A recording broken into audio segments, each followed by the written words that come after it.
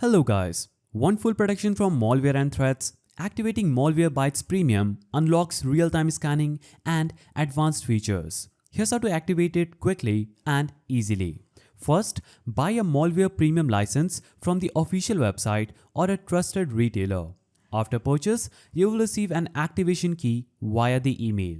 Now, go to malwarebytes.com and sign into your account.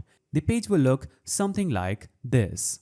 Or you can also download the latest version of Malwarebytes on your Android or iOS, install the app by following on-screen instructions, then launch it. Now, to activate a subscription on your current device, sign into your account, click the Secure Hub option in the sidebar of your Malwarebytes portal, and on the Secure Hub page, click Activate Now on the subscription card you want to activate.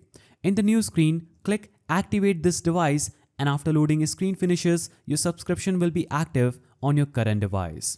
Also, in the app, you can click on the menu icon, that is three-lined icon in the top left corner, select the Activate license or subscription from the drop-down menu, then type or paste the activation key received into the provided field, double check for accuracy, then click Activate. Once activated, you will see a configuration message.